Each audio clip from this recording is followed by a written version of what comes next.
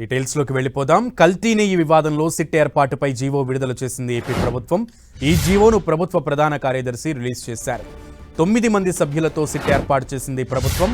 SIT chief గా సర్వశ్రేష్ఠ త్రిపాఠిని నియమించింది.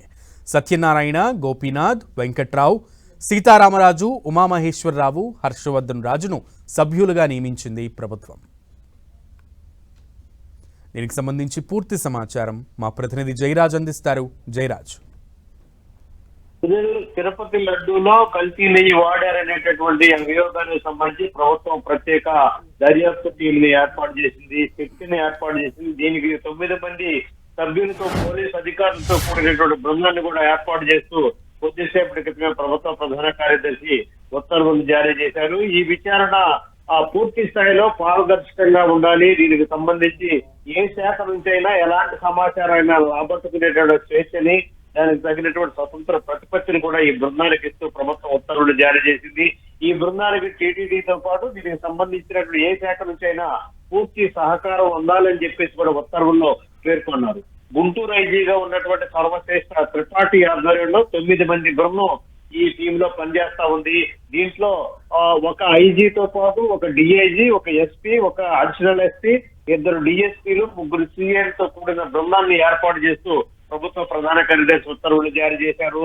సర్వశ్రేష్ఠ త్రిపాఠి గుంటూరు ఐజీగా ఉన్నటువంటి సర్వశ్రేష్ఠ త్రిపాఠితో పాటు గోపీనాథ్ శెట్టి డిఐజీగా ఉన్నారు.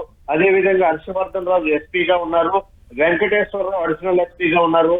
సీతారామరావు డిఎస్పీ, అదేవిధంగా ఇంకొక డిఎస్పీ శివనారాయణ స్వామి డిఎస్పీగా ఉన్నారు. అదేవిధంగా సత్యనారాయణ, ఉమామహేశ్వరరావు, సూర్యనారాయణ కూడా 3 సిఐలుగా ఉన్నారు. మొత్తం 9 మంది టీము పూర్తి స్థాయిలో తక్షణమే ఈ ఉత్తర్వులు అమల్లోకి వస్తాయని చెప్పేసి పేర్కొన్నారు. టీటీడీ కూడా పూర్తిగా దీనికి సంబంధించిన ఈ విచారణ ఎంత త్వరగా పూర్తి చేసేంత త్వరగా ప్రభుత్వానికి నివేదిక అందించాలని చెప్పేసి కూడా పేర్కొన్నారు. ఈ నేపథ్యంలో తక్షణమే అంటే ఇప్పుడు ఈ క్షణం నుంచే కూడా ఈ టీం పనిచేయడం స్టార్ట్ అవుతా ఉంది.